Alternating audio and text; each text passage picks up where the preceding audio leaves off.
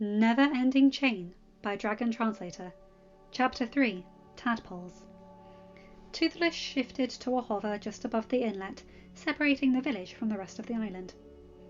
The Whispering Death, rescued from the outcast island, hovered before them. "Greetings, Ringfire," Hiccup said, not lifting his chin from Astrid's shoulder. "Greetings, Alpha, Lady Alpha, Protector. You three are not busy at the moment, are you?" "Is something wrong?" Hiccup asked, now lifting his head in worry. "No, my Alpha. It's just time for my hatchlings to meet you, your queen, and your brother. Oh, then please, lead the way." Ringfire curled in upon herself, heading back the way she had come. A feat not many dragons could perform. Toothless followed her as she dove to the cave she called home. They flew into the opening and threw a couple left and right turns before Ringfire landed next to an underground river that flowed through the cavern. Toothless landed next to her. The cavern was dim, but something glowing blue within the river's depths provided enough light that Hiccup could see an odd lump huddled near the bend in the river. He and Astrid dismounted. Ringfire gave a soft chuff. The lump wiggled and soon revealed itself to be a tangled mess of 4 hatchlings. Hiccup's eyes widened. Realistically, he knew every hatchling would not all be the same size, but he was not expecting ones as long as his arm. He also did not realize that a Whispering Death's hatchlings was mostly a tail with a head the size of an adult terror's paw attached to one end. 2 appendages jutted out on either side just behind the head and wiggled as if the hatchlings moved. Hiccup blinked as 3 of the hatchlings slithered closer and lifted to sit on their tails like their mother. Each one had a single tooth poking out of their upper lips and tiny horns crowning their small heads. All were mottled green like their mother sported. Hiccup heard Astrid gasp and looked over.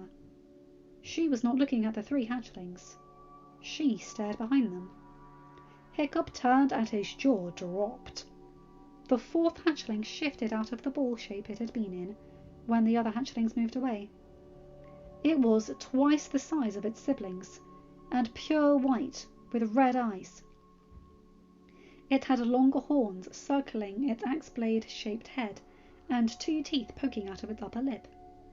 When it slithered over and sat up, its head reached Hiccup's chin.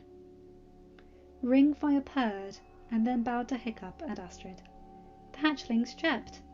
They slithered closer and began sniffing before pressing into Hiccup and Astrid's sides.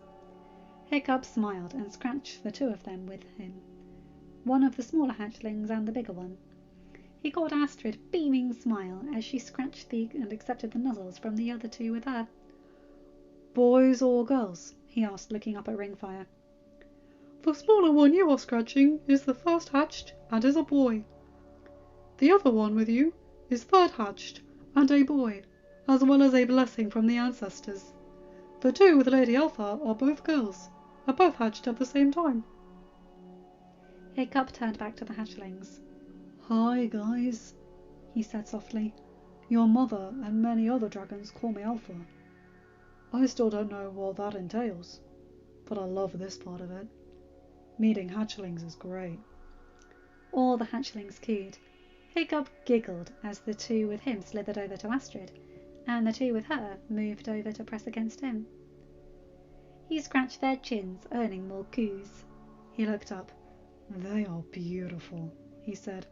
"Thank you, my Alpha." "You said the bigger one is a blessing from the ancestors. What does that mean, if I may ask?" "It has been said that the ancestors will bless my kind with a hatchling such as he, when they can grow in peace and learn to be an honourable leader."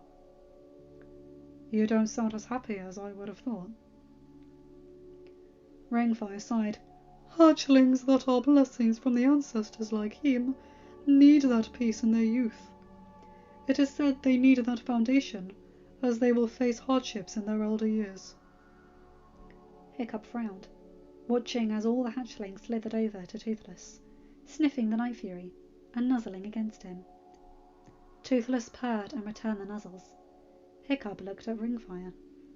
"I will do all I can to see that he gets the peace he needs in his youth, and if I still live when he reaches his adult years, I will aid him as I can. Ringfire purred. If he gains just half the honor you show, Alpha, he will succeed in the mission the ancestors have in store for him. I know it. Hiccup felt his cheeks warm, but did not have much time to react to Ringfire's comment. The bigger hatchling slid over Astrid and gently tried to nudge her closer to Hiccup. Hiccup frowned. Something within him rose with a soft growl at the hatchling's actions. Ringfire chirped sharply. The bigger hatchling laid down flat and crooned. Hiccup stared at Ringfire, eyebrows lifted. He is apologizing. His intentions were good, but he and every hatchling must learn not to shove the humans off the nest around like that. Those who are your age or older could handle such a move, but any younger than you, and they might get hurt. Besides, no one, hatchling or adult, is allowed to push your queen around. Hiccup heard purring as whatever was within him agreed with Ringfire's declaration. He focused upon Astrid kneeling next to the hatchling instead. He still had no clue what this thing within him that responded like a dragon was, but he suspected it was his dragon side that Sharpshot had mentioned. What were his intentions? Astrid asked, looking up at Ringfire. He thinks you should stand next to your intended, as I introduced you both as the alpha pair of the nest. Astrid looked down at the hatchling and placed a hand upon his head. The crooning stopped, and the hatchling's eyes shifted to focus upon Astrid. We stand beside each other often, little one, she said softly, but we don't always have to. I know Hiccup loves me. He tells me often with his words and his actions. I hope he knows how much I love him, and I hope I show and tell him that just as often. Hiccup walked over, placing a hand upon her left shoulder. He then knelt next to her, his hand sliding down her back and circling around her waist. That thing within him purred as she leaned against him.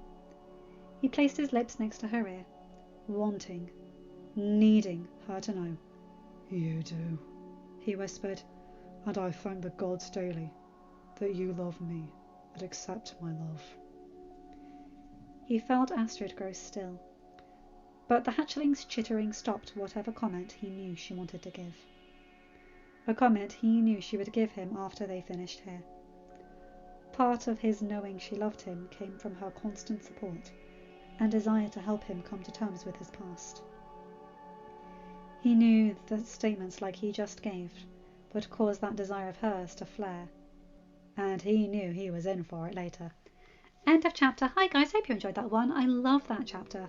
Plenty of lovely Hickstrid, and also Ringfire's hatchlings. The one that's a blessing, that's the screaming death. The big white one that chomped up all those islands. Now he's not going to be an enemy.